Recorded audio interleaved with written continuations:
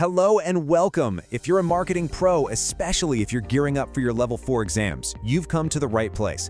We're about to dive into the world of martech, and trust me, this is the stuff you absolutely need to know. So let's get right into it.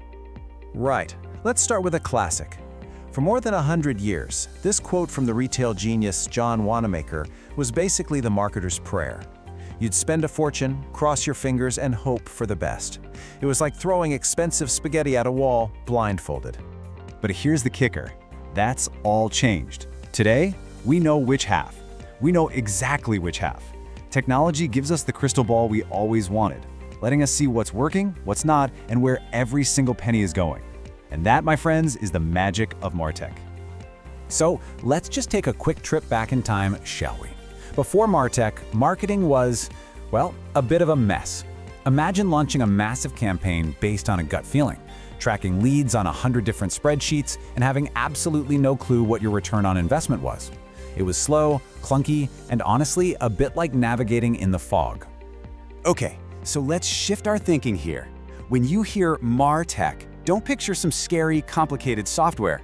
Instead, I want you to picture a shiny, powerful toolkit like one a master craftsperson would have. And you're the craftsperson. Each tool in there has a specific job to help you build brilliant campaigns and rock-solid customer relationships. It's all about working smarter, not harder. So, what is martech in plain English? It's simply the whole collection of digital tools and software we use to plan our marketing, get it out the door, and then measure how well it did. You know, from your CRM that keeps all your customer info tidy, to the analytics that tell you who's visiting your website. It's the engine that makes modern marketing go. And just look at the difference it's made. The shift is massive. We've gone from guesswork to making decisions based on cold, hard data.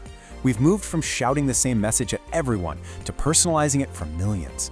And all those slow manual jobs, they're now automated and super efficient. We're not just hoping for results anymore, we're actually engineering them. Now this is the fun part. Having a great martech toolkit doesn't just make you a bit more organized. Oh no. It gives you what I like to call marketing superpowers.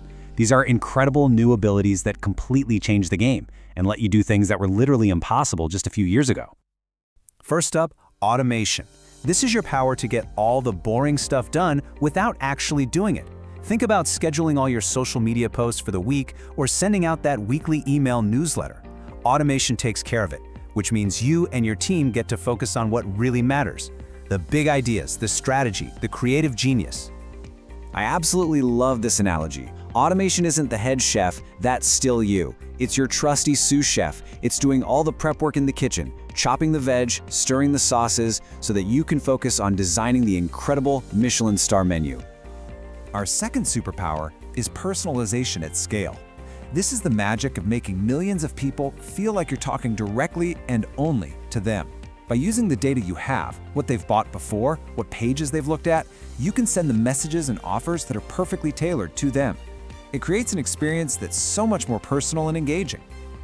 And if you want to see just how powerful this is, look no further than Netflix.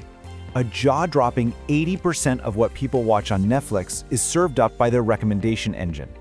That's a martech system so good, it saves them an estimated $1 billion a year just by stopping people from canceling their subscriptions. That's not just a superpower, that's a force of nature. Okay, I can almost hear what you're thinking, but there are thousands of these tools. Where do I even start? And you're right, it can feel like you're standing at the foot of a mountain. But don't you worry, we're not going to get lost because we have a map. We have a way to make sense of this whole universe of tools. And here is our map. For your exams, this is a big one to remember. The Smart Insights Race Framework. It breaks down all marketing into 4 simple stages that follow the customer's journey. First, you reach them. Then you get them to act. Then you convert them into a customer. And finally, you engage with them to build loyalty. Reach, act, convert, engage. RAC. Simple. Now here's why this is so clever. The RACE framework isn't just a list, it's a diagnostic tool. You can lay it over your own company's toolkit and ask, okay, where are our gaps? Are we amazing at the reach stage, but actually we've got nothing to help us convert people? It helps you think strategically about what you have and what you need. All right, let's see how this all works in the real world. Because a golden rule of martech is that there is no one-size-fits-all. You wouldn't use a sledgehammer to hang a picture frame, would you? It's all about picking the right tool for the specific job you need to do. Just look at this table. It shows you how different types of organizations build completely different toolkits. A big retailer like Tesco, it's all about customer loyalty, so they're obsessed with things like their club card data. But a B2B company like HubSpot, they're playing a different game. It's all about nurturing leads with CRMs and automation. And then a nonprofit like the NHS will focus on social media and email to raise awareness. See? The tools always match the goal. So, this brings us to a really crucial mindset.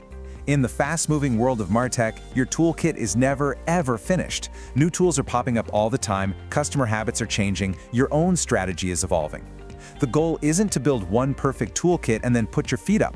The goal is to become a master builder, someone who is always learning, always testing, and always adapting. Okay, let's wrap this up with the key points for your revision. If you remember nothing else, remember these. 1. martech changes marketing from a guessing game into a science. 2. It gives you the superpowers of automation, personalization, and measurability. 3. The RACE framework is your map. 4. Always, always match the tool to the job. And finally, the most important one, stay curious. And that's the thought I want to leave you with today. Because building your martech know-how is a journey, not a destination. So think about your own career, the challenges your company is facing right now. Your toolkit is never complete. The real question is, what's the next tool that you need to master?